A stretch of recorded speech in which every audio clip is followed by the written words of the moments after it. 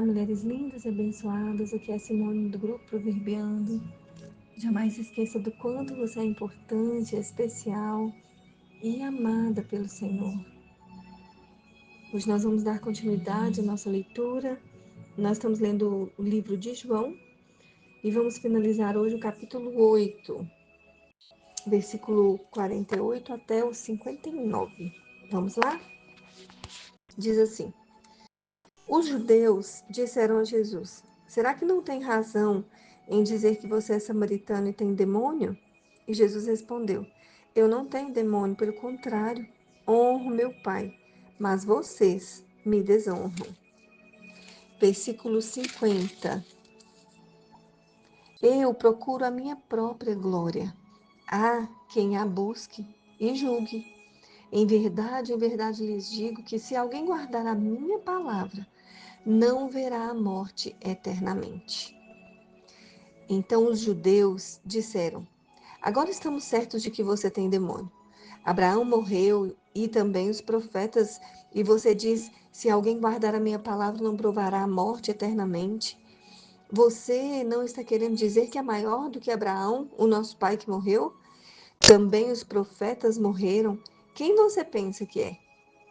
Queridos, Jesus está aqui naquela longa conversa, né, com os judeus, com aqueles homens, e o tempo todo eles questionando se ele era o Cristo, se ele era realmente Deus, né? E eles não conseguiam ver por dentro, eles só viam casca. Eles não conheciam Jesus em intimidade. E Jesus o tempo todo fala que não procurava a sua própria glória. Mas ele mostra para eles que se guardarmos a palavra do Senhor, nós temos vida. E eles comparavam Jesus com os outros profetas e não entendiam que Jesus era muito maior do que eles. Versículo 54 diz: Jesus respondeu: Se eu glorifico a mim mesmo, a minha glória não é nada. Quem me glorifica é o meu Pai, o qual vocês dizem que é o Deus de vocês. Entretanto, vocês não o conhecem. Eu, porém, o conheço. Se eu disser que não o conheço, serei como vocês, mentiroso. Mas eu o conheço e guardo a sua palavra. Abraão, o pai de vocês, alegrou-se por ver o meu dia. E ele viu esse dia e ficou alegre. Uau! Queridos, eles estavam comparando Jesus com os profetas do Antigo Testamento e mostrando para Jesus como que Jesus podia ser maior do que Abraão. Então Jesus, olha que Jesus revela para esses homens. Olha, Abraão me viu e quando ele me viu, ele se alegrou. Como pode isso? E eles perguntam: Você não tem nem 50 anos e viu Abraão? E Jesus respondeu: em verdade lhes digo que antes que Abraão existisse, eu sou. Uau! Se você conhece a palavra, você sabe do que Jesus está falando aqui. Lá em Êxodo 3, Deus se revela a Abraão como grande eu sou. É muito lindo a forma como Deus se revela o tempo todo a nós.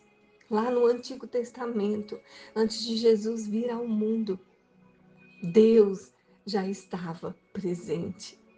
Sabe, queridos, o que Jesus está questionando com esses homens aqui é que eles sabiam muito sobre Jesus, sabe? Mas eles não guardavam a palavra no íntimo, porque o que Jesus está mostrando para eles aqui é que conhecer não é ter informações. Conhecer Jesus não é saber sobre ele. Conhecer Jesus é ter intimidade com ele. Sabe, no início desse capítulo, nós vemos aqui que muitos foram embora, mas Jesus foi para o monte. Jesus foi para o monte para ter intimidade com Deus. Sabe, é muito mais do que ler sobre ele. É muito mais do que saber sobre ele. É muito mais do que ouvir sobre ele. É caminhar com ele. E aqueles homens sabiam muita coisa, mas O grande eu sou estava ali na frente deles e eles não conseguiam. Eles não conseguiam abrir os olhos para ver Jesus.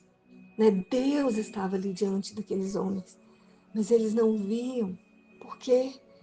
Porque eles amavam a própria glória deles.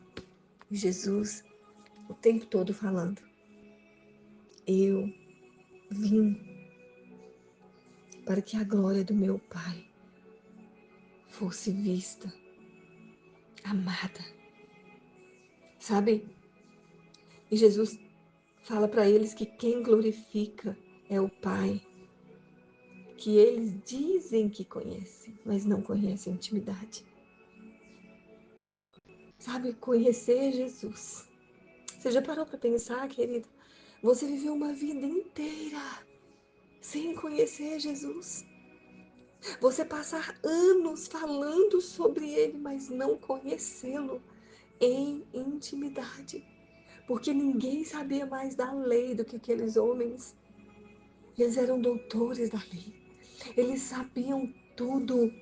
Eles tinham a Torá na cabeça, na mente, nos lábios. Sabe? Ter intimidade com o Senhor vai muito além do que saber a Bíblia de cor, do que decorar versículos, do que saber contar uma história. Sabe? É ter experiência com Ele, uma experiência que outro não teve. Você e Deus.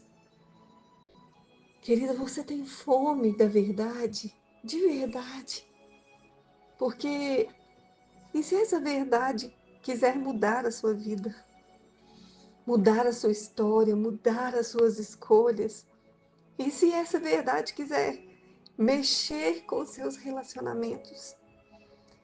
E se essa verdade te fizer perder algumas coisas? Você ama a verdade? Porque é isso que acontece. No decorrer desse capítulo, nós vimos que Jesus era a água, depois Jesus era o pão, e no fim Jesus era a luz. E quando a luz vem no meio da escuridão da nossa vida, ela mostra quem nós somos de verdade. Ela mostra a nossa verdade e nós somos confrontados. Essa verdade, ela muda a nossa vida, muda o nosso comportamento, ela muda a nossa história, ela muda o nosso modo de pensar, a nossa forma de olhar, o nosso jeito de falar. Eu te convido a conhecer essa verdade hoje. Eu te convido a abrir o seu coração para essa verdade hoje. Mesmo que você tenha que perder alguma coisa. Na verdade, o próprio Jesus diz que quem perder a sua própria vida vai ganhar. Porque Ele é a vida eterna. Vamos orar? Coloque a mão no seu coração, fale com Ele, fale: Senhor, eu quero essa verdade. Eu quero ter fome dessa verdade. Eu quero ter fome de Ti. Mesmo que, mesmo que eu seja confrontada, mesmo que eu tenha que perder algumas coisas, eu só quero você. O grande eu sou, aquele que muda a minha vida por completo. Eu abro meu coração para Ti. Agora, Pai, em nome de Jesus. Amém. Amém. Querida, eu te abençoo com essa palavra, com essa verdade. E se você sentiu no seu coração, abra o seu coração para Ele. Faça uma oração sincera e diga para Ele o quanto você o quer. Eu te abençoo, em nome de Jesus.